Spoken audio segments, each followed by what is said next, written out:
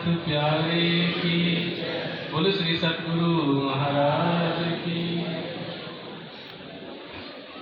प्राणाधार आत्म संबंधी सुंदर साथी, श्री निजानंद आश्रम रतनपुरी का यह 50वां अमृत महोत्सव है।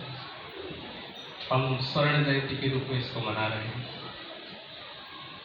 और जैसा कि अभी हमने एवं संचालक महोदय से भी सुना कि पूज्य सरकार श्री की ये देन है जो भी आज हम सब यहाँ पर सुंदर साथ उपस्थित हुए हैं। सरकार श्री एक बात कहा करते थे जो शायद प्रत्येक उस सुंदर साथ को याद है जो उनसे प्रत्यक्ष रूप से या परोक्ष रूप से जुड़ा हुआ है। वो कहते थे कि वाणी मंथन, सेवा और चितवनी, इनका कोई भी विकल्प नहीं है। और आज का जो दिन है, अभी शाम की जो सभा शुरू हुई, शाम की सभा की शुरुआत हमने की अर्जी के द्वारा। और अर्जी की पहली चौपाई क्या थी? सब सुंदर साथ को याद है कि उसका तीसरा चरण, अगर सब सुंदर साथ को याद हो तो, कि हमें यहां से चलना है परम धाम की तरफ। क्या है?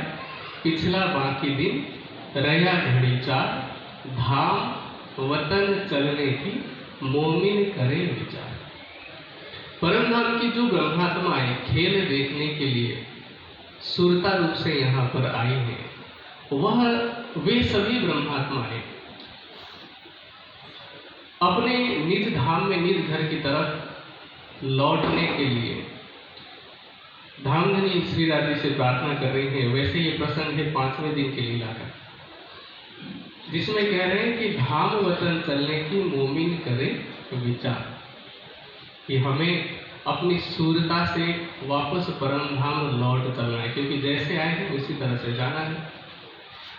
अब वो वापस कैसे चले? तो जैसा कि मैंने सरकार श्री के द्वारा कहा हुआ वो महावाक्य उद्धृत किया कि वाणी मंथन, सेवा और चितवनी का कोई विकल्प ही नहीं। और इस मंच की शुरुआत से आज हमने जितने भी भजन सुने या जितने भी वाणी गायन सुने, वे सभी चितवनी से ही संबंधित हैं। रणजीत जी से पहले सचिन जी और साथ में जो दीदी थी, उन्होंने जो भजन गाया था वह भी परम धाम चलने से संबंधित था, चितवनी से संबंधित था। फिर अभी रणजीत जी ने जो वाणी गायन किया वह भी क्या था? उसका भाव कि पीयूर नेत्रों नेत्र मिलाइए, जो उपजे आनंद अति घन, कि प्रियतम के नेत्रों से हमें हमारे नेत्रों को मिलाना है, अर्थात उनके नेत्र की शोभा को निहारना है, उसको देखना है। तो कुल मिलाकर के जब हम वाणी मंथन करते हैं तो उसका भी सार निकलता है चितवनी। जब हम सेवा करते हैं तो सेवा करने का कारण भी यही होता है कि हमारे जीव में जो अहम है वह अहम समाप्त हो जाए, निर्मलता आए, ताकि हम चितवनी में आगे बढ़ सकें। और चितवनी तो चितवनी ही है। इसलिए आज जो जिस प्रकरण पर चर्चा होने जा रही है वह प्रकरण है आत्म परामोशी से जागे का प्रकरण। जो आत्मा इस संसार में परामोशी की अवस्था में, परामोशी कहते हैं विस्मृति को। विस्मृति मतलब भूल जाना, कि आत्मा जो इस खेल में आकर के अपने आप को, अपने प्रियतम को और अपने निज घर को भूल गई है, उसको जगाना है। तो जगाने का एकमात्र उपाय क्या है? कहते हैं कि यूं इसके आत्म खड़ी हो प्रेम से। और प्रेम क्यों? चितवनी के लिए, क्योंकि हमारा जो मार्ग है वह अष्टांग योग का मार्ग नहीं है, वह हठ योग का मार्ग नहीं है। निजानंद का जो मार्ग है वह है प्रेममय चितवनी का, निजानंद योग का जो मार्ग है। इसलिए कह रहे यूं इसके आत्म खड़ी होए, जब हक सूरत दिल में चूहे। सुंदर साथ में शायद प्रत्येक सुंदर साथ को ये चौपाई याद है कि जब हक की सूरत अर्थात प्रियतम की छवि हमारे हृदय में चुभ जाएगी। चुभने का मतलब क्या है? जहाँ कहीं भी कोई चीज चुभती है तो हमारे मन की पूरी एकाग्रता उसी जगह पर होती है। तो प्रियतम की छवि हमारे हृदय में बस जाए, चुभ जाए, तो कहते हैं तब रूह जागी देखो सोए, कि हमारी जो आत्मा है उसकी जागृति उस अवस्था में होगी। इसीलिए हम सभी सुंदर साथ जितने भी यहाँ पर उपस्थित हुए प्रत्यक्ष रूप से, या जितने भी सुंदर साथ अलग अलग सोशल प्लेटफॉर्म के माध्यम से, कोई यूट्यूब से सुन रहे हैं, कोई फेसबुक से सुन रहे हैं, या कोई भविष्य में सुनेंगे, सबके लिए इस 50 वर्षीय स्वर्ण जयंती महोत्सव का एकमात्र यही संदेश है, जिसको हमें बार बार दोहराना है, और मौखिक रूप से नहीं, क्योंकि मुख से दोहराना बहुत सरल है। मैं एक बात कहूँ आपको, हो सकता है कि सुंदर साथ इसको कोई नकारात्मक रूप में भी ले सकता है, लेकिन इसका भाव समझे। जैसे स्वर्ण जयंती महोत्सव मना रहे हैं हम, है ना, 50 वर्ष हुआ उसका उत्सव मना रहे हैं, जबकि जिस ब्रह्मात्मा के अंदर तड़प होगी वो यह सोचेगी कि जिस तन के माध्यम से हमें वाणी मिली, जिस तन के माध्यम से हमें राज्य की पहचान मिली, आज उनके ओझल हो जाने के बावजूद भी हमें 50, 100 या फिर 500 वर्ष मना रहे हम, तो हम उसको उत्सव के रूप में कैसे ले सकते हैं? वैसे तो ये दुखद बात है कि हम अब भी इस नश्वर देह को और इस देह भाव को पकड़ करके बैठे। इसीलिए सरकार श्री के इस संदेश को हम सब याद रखें कि वाणी मंथन, सेवा और चितवनी का कोई विकल्प नहीं है, और चितवनी के लिए हमारे हृदय में प्रेम होना अत्यंत आवश्यक है। बिना प्रेम के यदि हम बैठते हैं तो वो चितवनी भी कर्मकांड में ही आता है, अगर बिना प्रेम के बैठे। इसीलिए अपने हृदय में प्रेम लेकर के आए। इंद्रावती जी कह रही हैं, यो इसके आत्म खड़ी होए, जब हत सूरत दिल में चुभे, तब रूह जागी देखो सोए। हर वह सुंदर साथ जो अपनी आत्म जागृति को चाहता है, वो सुंदर साथ जो धाम धनी को अपने हृदय में बसाना चाहता है, उसके लिए इसका कोई विकल्प ही नहीं है। अब हम उसी प्रकरण की आगे की चौपाई की चर्चा पूज्य स्वामी जी के द्वारा सुनने जा रहे हैं। वस्त्र भूखन हक के आए हृदय ज्यों कर, त्यों शोभा सहित आत्मा उठ खड़ी हुई बराबर, उठ खड़ी हुई बराबर। सुपने सूरत पूरन, रूह हृदय आई सुभान।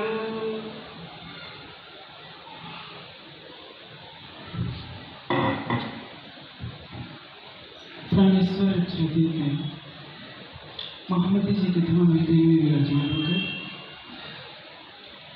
श्रृंगार ग्रंथ के इस प्रकरण में हमें वो मार्ग दिखाया है कि संसार में हम अपनी आत्मा को कैसे जागृत कर सकते। ये सारा संसार क्या है? अज्ञानता के निशान सो रहा है। गीता में बहुत ऊंची बात कही गई है, या निशान सर्वभूतानां तस्यां जागृत समय, यस्यां जागृत भूतानि सा निशा पश्यति। सारा संसार अज्ञानता की निद्रा में सो रहा है। इसमें जागृत कौन होता है? जागृति की बात नई नहीं है। लाखों वर्षों पहले से ऋषियों के हृदय में बसती आ रही है। प्रतिष्ठा जागृत प्राप्त ज्ञान होता है। उठो जगो परम तत्व को प्राप्त। ये जागने का ब्रह्मांड है, और जागने के ब्रह्मांड में हमें अपनी आत्मा को जागृत करना है। आप देखिए, खेल में हम आए हैं एक साथ, पौड़े ले ले, चाकसी ले ले, खेल देखा सब होगा। परात्म की जो जागनी है वो एक साथ होगी, क्योंकि परात्म वादत है। इस खेल में आत्मा की जागृत होती है। ये इस प्रकरण का नाम ही है आत्म का फरामोशी से जागे का प्रकरण। ये चौपाई आपने क्या सुनी? बस्तर भूखा नृत्य के आए नित्य जोकर, तो शोभा सहित आत्मा उठ खड़ी हो। आत्मा खड़ी होती है, आत्मा की जागृति होती है। आत्मा क्या है, परात्मा क्या है, हमें इसको इस तरह से समझना होगा। एक चौपाई आती है कि दो तन तले कदम के आत्म पर। धनी के कदमों में ही आत्म का तन है और परात्म का तन है। जो परात्म का तन है वो रूढ़ी तन है, वो परम धाम से इस संसार में नहीं आ सकता, क्योंकि कंकरे उड़ावे रस्सी है जो चौथे के पर। लेकिन इस खेल को कैसे देखा है, मैं आपको एक दृष्टांत के माध्यम से समझाता हूँ। वो समझ आने के बाद इस खेल का रस भी समझ में आ जाएगा। जैसे आप रतनपुरी में सो गए, यहीं पर आश्रम में, आप स्वप्न में चले गए, दिल्ली चले गए, कौन गया? आपका शरीर तो यहीं पड़ा रहेगा। आपके मन की तरंगों ने आपका हुबहू रूप ले लिया, आपका नाम ले लिया। आप अपने को कहाँ देख रहे हैं? दिल्ली में देख रहे हैं। दिल्ली में आप किसी से बात कर रहे हैं, किसी दुकान से खरीद रहे हैं, किसी से आपका झगड़ा भी होता है। जब आप जगते हैं तो आप क्या कहते हैं कि मैं दिल्ली गया था, अमुक से मेरा झगड़ा हो गया था, अमुक से मैंने ये सुना था। ये सारी बातें याद आती हैं। लेकिन जब तक आप सपना देख रहे होते हैं, परात्म को कुछ पता नहीं था, आपके ईश्वर को पता नहीं होता, क्योंकि ये तन तो गहरी निद्रा में सो रहा होता है। आपके मन का जो संकल्पित रूप होता है निद्रा में, वह आपका रूप धारण करके खेल को देख रहा होता है। शुरुआत के प्रारंभिक प्रकरण में इंद्रावती जी की आत्मा कहती है कि मेरे धाम देवी ना कुछ नैनो देखत, ना कुछ आपुल, मैं आपके सामने बैठी हूँ कदम तले, मैं आपके कदमों में बैठी हूँ, ना आपको देख पा रही हूँ, ना अपनी पहचान कर पा रही हूँ। फिर शब्द न सुना, मैं आपकी कोई बात नहीं कर पा रही, सुन पा रही हूँ, आपसे अपनी बात कर रही। तो ये क्या है? ये सपने का तन है। मोमिन असल तन अर्श में और दिल पीछे दिल, कहने कोई दिल है नगर से दिल असल। हमारा असल तन कहाँ है? और ये जो तन है नकल का तन है, सपने का तन है। लेकिन ये सपने का ब्रह्मांड है, और सपने में जब तक ये सपना चल रहा है तब तक ये यथार्थ है। नारायण के सपने में सृष्टि चल रही है, जब तक सृष्टि चल रही है तब तक सूर्य भी है, चंद्रमा भी है, हमारे तन भी है, इसको हम नकार नहीं सकते। उसी तरह से जब तक ये ब्रजराज के पश्चात ये जागने का ब्रह्मांड चल रहा है, तब तक हमारी आत्मा के माध्यम से हमारी पराग इस खेल को देख रही है। अब आत्मा का तन क्या है? जिसे मैंने कहा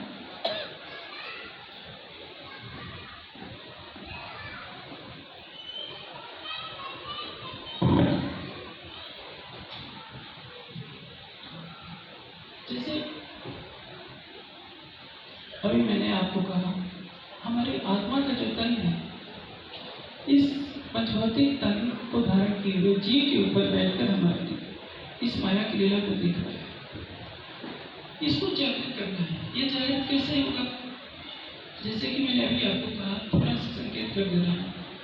उन्होंने अंतर आंखें तब खुले जब हम देखे हुए नजर, अंतर चुभे जब रूप के तिथि बैठे पकड़। पानी क्या कह रही है? अंतर चुभे जब रूप के तिथि बैठे पकड़ है। आत्मा से परात्म को देखा जाए, परात्म नींद में है। जैसे मैं आपको अभी एक दृष्टांत दे दूं, अभी आप आश्रम में सो गए, आप स्वप्न में दिल्ली चले जाएंगे, तो जब तक आप सपना देख रहे हैं तब तक आप अपने कक्ष की वस्तुओं को नहीं देख पाएंगे, आपको अपना तन भी याद नहीं रहेगा। आप कहाँ देखते रहेंगे कि मैं दिल्ली गया। उसी तरह से बैठी हूँ कदम तले, दही 14 तबक की दूर, दही दूर जुदा की जो 14 तबक की दुनिया में परम धाम की आत्माएं अपने को देख रही हैं। उनकी नजर कहाँ आ गई? 14 लोगों के इस ब्रह्मांड में। मूल तन वहीं पड़ा है, इसलिए कहा है अर्स्तन दिल में ये दिल, दिल अंतरपट कुछ ना। हमारी आत्मा का जो ये दिल है ये अलग है, और ये किससे है? किससे जुड़ा हुआ है? परात्म के दिल से। अर्स्तन दिल में ये दिल, दिल अंतरपट कुछ ना। हमारी आत्मा का जो दिल है परात्म के दिल का प्रतिबिंबित रूप है। जैसे आप इसको कैसे समझेंगे? आपका नाम मोहन है, तो सपने में भी आप मोहन बनकर दिल्ली जाएंगे। जो आपका वास्तविक नाम होगा दिल्ली में वही पुकारा जाएगा। जो आपका रूप रंग यहाँ होगा दिल्ली में भी वैसे ही अपने रूप को देखेंगे। आप वहाँ अपने को बंदर के रूप में नहीं देखेंगे, हाथी घोड़े के रूप में नहीं देखेंगे। इसलिए परम धाम में जो श्यामा जी की आत्मा है, इंद्रावती की आत्मा है, आसबाई की आत्मा है, अमरावती की आत्मा है, यहाँ जीवों के तनों पर बैठकर खेल को देखते हैं। तब मन का जो प्रकाश मिलता है तो उस ज्ञान को लेकर हमारी आत्मा क्या सोचती है कि मैं परम धाम से आई। पहले ये ज्ञान किसको मिलेगा? जीव को, क्योंकि जीव ही पानी पड़ेगा और जीव के माध्यम से जब जीव आत्मा भाव लेता है, जीव भी क्या सोचेगा कि मैं परम धाम की आत्मा हूँ। और राज्य हमारे प्राणेश्वर है, प्राण प्रीतम है। जब वो चिंतन करेगा तो आत्मा हमेशा किसकी लीला को देखेगी? आत्मा को अपने परम धाम की स्मृति आ जाएगी, क्योंकि बुद्धि किसकी है? जीव की। जीव का दिल अलग है, आत्मा का दिल अलग है, परात्मा का दिल अलग है। पर आत्म के अंतस्करण जीते भीतर बार देते इन अंगात्म के करतन संसार। परात्म का तन मूल मिलावे में है, परात्मा का अंतस्करण ही प्रतिबिंबित होकर आत्मा के रूप में दृष्टिगोचर हो रहा है। जैसे मैंने अभी आपको दृष्टांत दिया, जब आप यहाँ सोते हैं तो आपका मन तो यही रहता है, मन की तरंगों ने आपका रूप धारण कर लिया है। मन शरीर से बाहर निकल जाएगा तो प्राण भी निकल जाएगा, शरीर तो मुर्गा हो जाएगा। मरा नहीं होता है शरीर, लेकिन मरने जैसी अवस्था होती है कि आपके कक्ष में कौन क्या बोल रहा है। जब तक आप निद्रा में हैं तब तक आपको कुछ पता नहीं चलता। इसी तरह से जब तक ये जागने का ब्रह्मांड चल रहा है, मूल मिलावे में सखियाँ बैठी हैं, सामने राज्य बैठी हैं, न देख पा रही हैं, न बोल पा रही हैं, न अपनी बातें कर पा रही हैं। ये खिलौत के प्रकरण में भी, पहले प्रकरण में विस्तार रूप से दिया गया। हमारी आत्मा को जागृत करने के लिए राज्य ने ये पूरा प्रकरण ही उतारा है। अभी आपने कीर्तन सुना सागर ग्रंथ से, फिर नेत्रों नेत्र मिलाइए। अब प्रश्न ये होता है कि हम अपनी आत्मा को जागृति के लिए क्या करें? आत्मा के अंतस्करण में प्रीतम की शोभा को बसानी। अभी आपने जो पैर सुनी थी, ताथे युद्ध आत्म के लीजिए बीच सात स्वरूप जुगल सूरत को तेजो तुझ में फिर चाहिए बदल। आत्मा के अंतर क्या है? क्योंकि जीव का अंतर तो सबके साथ है, जितने प्राणी हैं सभी हैं। बाड़ी क्या कहती है? खेल से राज में जागने 36,000 से। इस जागने के ब्रह्मांड में ये बात ध्यान में रखिए, समय की आखिरी जो पाई आती है, मेरी हत्या कर दी घरी माँ बताएगा पहुंचे अर्श में राज में हंस मेरी अर्ज में खुदा। परम धाम की आत्माएं हंसते हुए अपने प्रीतम से मिलेगी। जैसा मेरा मोहम्मद साहब को हुआ था, जैसे पिया के प्रसन्न 3 बेर के दर्शन सतगुरु धनदेव चंद जी को हुआ था, जैसा मेरा हमसे में महामती जी को हुआ था, वैसे ही अधिकार हर सुंदर सा अधिकार। इसलिए खिलौत के चौथे प्रकरण की 22वीं, 23वीं, 24वीं तीनों चौपाइयों में लगातार कहा गया है, क्यों रहे दीदार के प्राण। हमारे प्राण राज्य के दीदार के बिना कैसे रहे? इस जागने ब्रह्मांड का मूल उद्देश्य क्या है? आज एक सुंदर साथी में चौपाई को चित्री को तो बहुत अच्छा लगा। जो मासूक सेज ना गया देखा सुना कई बार सुख अन्य लियोटी सेज को उठाए निर्भर हो चुका। अपनी आत्मा के सिंहासन पर जिसने अपने प्राणेश्वर ईश्वर को बसाया नहीं, उनसे प्रत्यक्ष बातें नहीं की, उनको देखा नहीं, उनकी बातों को सुना नहीं, उसका जागृत ब्रह्मांड में आना ही रहता है निर्फल कई जवाब।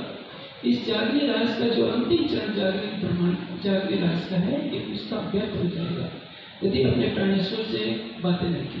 इसलिए क्या कहा है? रो नैन दीदार कर, रो जुबान आँख से बोल, रो कानों बातें सुने, यही पर रो अर्स्कित हो। ये जो रो शब्द है, ये जीव के लिए भी प्रयोग होता है, आत्मा के लिए भी प्रयोग होता है, परात्मा के लिए भी प्रयोग होता है। इसलिए क्या कहा है? अंतस्करण आत्म के जब ये रहे समान, तब आत्म परात्म के रहने को छूट रहा। आत्मा के अंतस्करण में युगल स्वरूप की जब शोभा बसती, पहले शोभा को कौन बसाता है? जीव ज्ञान के द्वारा। हम सागर सिद्धार पढ़ लेते हैं, सुन लेते हैं, परिक्रमा पढ़ लेते हैं, मूल मिलाया कि छत को बसाने का प्रयास करते हैं। ये पहले कार्यक्रम कौन करेगा? जीव। याद रखिए, जीव लाखों जन्मों से काम, क्रोध, मद, लोभ, अहंकार की वासना का बीज अपने चित्त में ढो रहा है।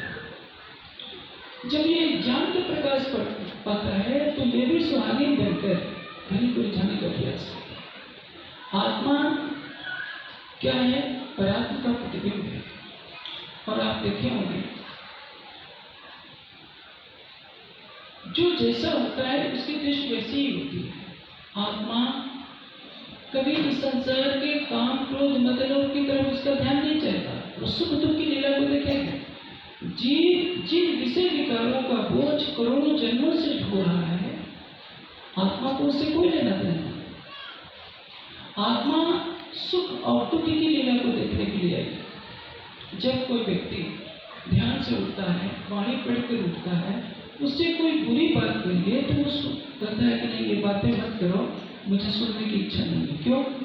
क्योंकि उसके हृदय में ज्ञान का प्रकाश हो रहा है।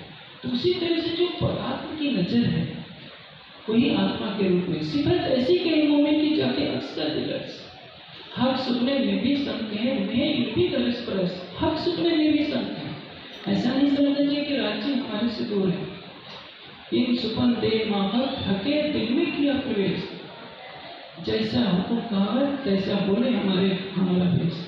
राज्य किसी के बंधन में नहीं, राज्य के बनाए हुए विधान से ये सारी सृष्टि चल रही है।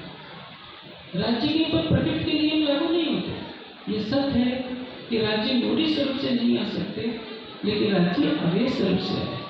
और अवेश स्वरूप हुबहू मूढ़ी स्वरूप जैसा ही दिखता है वैसे ही बोलता है, उसकी शोभा में कोई अंतर नहीं होता। आप सोचिए, ब्रज की लीला में सुसूरत धनी को ले आवे स्कंदर की ओर प्रवेश, कृष्ण के रूप में राज्य ले लिया। रास में किसने लीला की? रास का जो स्वरूप है उसके एक एक नग में करोड़ों सूर्यों का प्रकाश है। वो स्वरूप भी अवेश स्वरूप का है। ये ठीक है कि माया के ब्रह्मांड में भी करोड़ों सूर्यों का प्रकाश है, लेकिन जब देवचंद जी को श्याम जी के मंदिर में जो स्वरूप दर्शन देता है वो स्वरूप क्या है? वह किशोर अति सुंदर स्वरूप है, राजू अति सुंदर स्वरूप है। और उस स्वरूप को देखते ही सर्वप्रथम देवचंद जी मंत्रमुग्ध हुए थे। वो स्वरूप कैसा था? परम धाम के राज्य का आवेश होता जो हुबहू वैसा ही दिख रहा था। आप टीवी में उगते हुए सूरज को देखिए, टीवी तो प्लास्टिक की होती है लेकिन टीवी पिघल नहीं सकती, वैसे ही आवेश स्वरूप इन सुपन दे माहक हके दिल में किया प्रवेश। महामती जी का ध्यान हृदय में कौन बैठा है? वही राज्य। सतगुरु श्री देवचंद जी को 3 बार दर्शन देने वाले कौन है? वही राज्य। हमको खेल दिखावन का हमसो आपको आयस के राज्य ब्रज में रहे, रास में रहे, इस जागने के ब्रह्मांड में देवचंद जी को दर्शन देते हैं। और तो जब महामती जी के धाम में प्रकट होती है तो क्या वाणी कहती है? प्रकृति पूर्ण ब्रह्म सकल में ब्रह्म सृष्टि सिद्धा, ईश्वरी सृष्टि और जीव की सब आई को कौन प्रकटा है? वही स्वयं अक्षराधिक है। किसके लिए? परम धाम के मूल आत्माओं को जगाने के लिए। गांधी भाई से क्या कहा था कि गांधी भाई तब मुख वचन कहे प्राणना ढूंढ कारणों अपनों साथ माया में ना आई सृष्टि ब्रह्म सो पुराण है।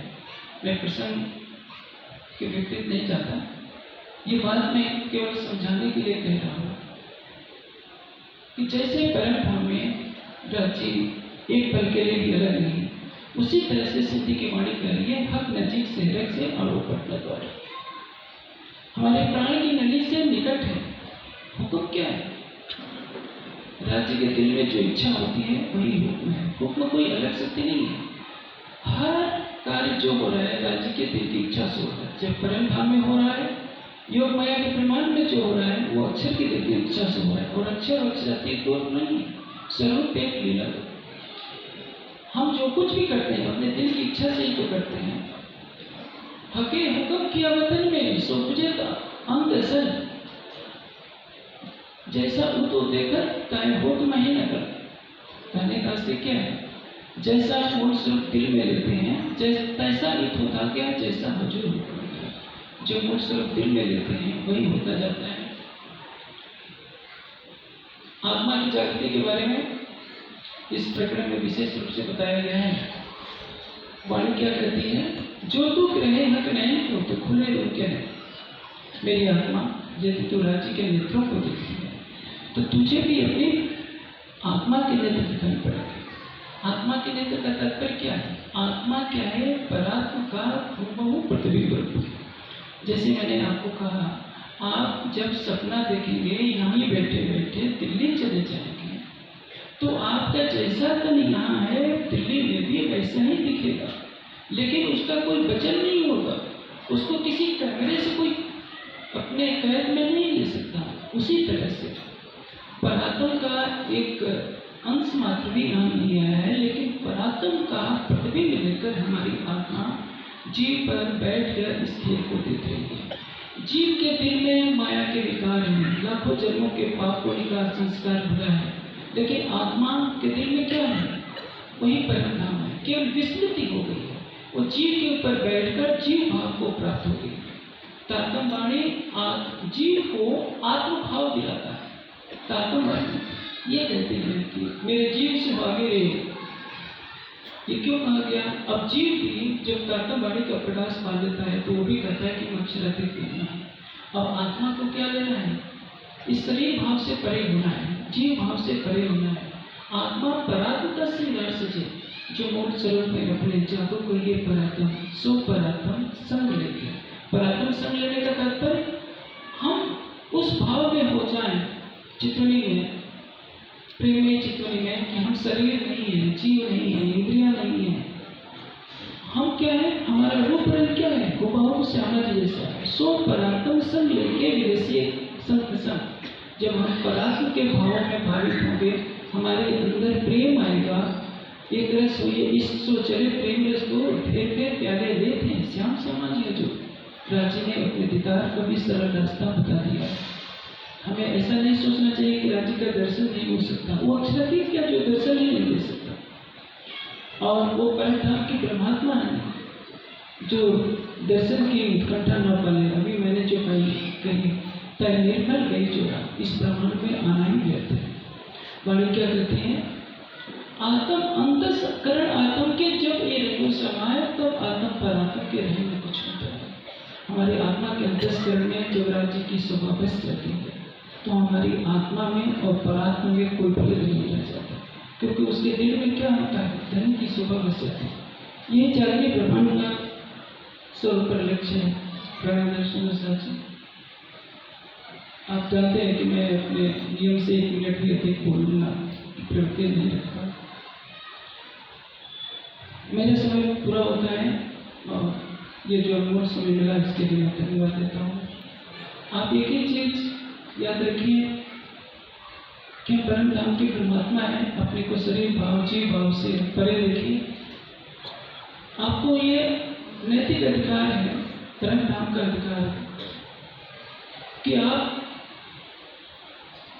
आत्मिक भाव में डूबिए, परात्म के भाव में डूबिए। परात्म का श्रृंगार लेकर शरीर से परे होकर यहीं बैठे बैठे इतनी बैठे कर जागे नाम पूरे मनोरथ हुए सब काम हमारे आध्यात्मिक जीवन का स्वरूप लक्ष्य है। अध्यात्म यही कहता है कि हम जिस प्राणेश्वर की भक्ति करते हैं, प्रेम लक्षणा भक्ति करते हैं, जो कुछ करते हैं उसको देखें, उससे बातें करें।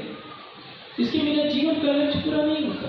आप कितने भी वाणी पढ़ लीजिए, चर्चा कर लीजिए, सब कुछ कर लीजिए, पूजा पाठ कर लीजिए, लेकिन जिसकी करते हैं उसको देखा नहीं है तो जीवन का लक्ष्य अधूरा रह जाएगा। इसलिए ये जो चौथा प्रकरण है बहुत ही महत्वपूर्ण है। आत्मा का खामोशी से जागेगा प्रकरण। आत्मा जागती है परात्मा, पर आत्मा को आत्म देखसी तब दर्शी उल्टो भेजे। हमारी आत्मा ही 25 पक्षों को देखेगी, हमारी आत्मा ही अपने मूल तत्व को देखेगी, हमारी आत्मा ही योग स्वरूप को देखेगी। परात्म खामोशी में है और सबकी परात्म पर जो खामोशी है वो मूल मिलावे में एक साथ ही समाप्त होगी। कोड़े मेले जागसी मेले खेल देखा सब एक। आज इस 10 वर्ष आश्रम को बने हुए पूरे हो रहे हैं। शायद नई पीढ़ी ये नहीं जानती है कि किन परिश्रम से ये आश्रम बना है। जब रतनपुरी आश्रम में डहाना भी नहीं था तब 500 रुपये का मनी ऑर्डर भी आता था तो सरकार से साइकिल चला कर जाते थे उसको लेने के लिए। नई पीढ़ी को इन बातों का पता नहीं होगा, कैसे टेंट लगा करके शुरू में सब कुछ किया गया। एक महल का कंगूरा बनना तो सरल होता है, नींव बनना बहुत कठिन होता है, क्योंकि उस महल की नींव में जो ईंटें छिपी होती है उनको कोई जानता नहीं है। हर कोई महल के कंगूरे को देखता है। सिद्धार्थी को धाम गुरु मिले लगभग 22 वर्ष से अधिक हो गए। आने वाली पीढ़ी शायद अतीत के इतिहास को पूरी तरह से नहीं जानती है। एक आश्रम को खड़ा करने में सरकार की आत्मा ने कितना त्याग किया होगा। हमारा नैतिक उत्तरदायित्व है कि आश्रम की गरिमा बढ़े, वाणी का प्रकाश यहाँ से फैले, जितनी का प्रकाश फैले संसार में, सभी समझे कि हाँ सरकार से ने जागने की जो जोत जलाई थी वो जोत दिन पर दिन बढ़ती रहे। मेरी यही शुभकामना है। मेरे लायक जो भी सेवा होगी मैं हमेशा प्रस्तुत रहूँगा और सब सुंदर साथ से आशा करता हूँ कि मिलजुल कर जागने के कार्य को आगे बढ़ाएं। सबको प्रणाम।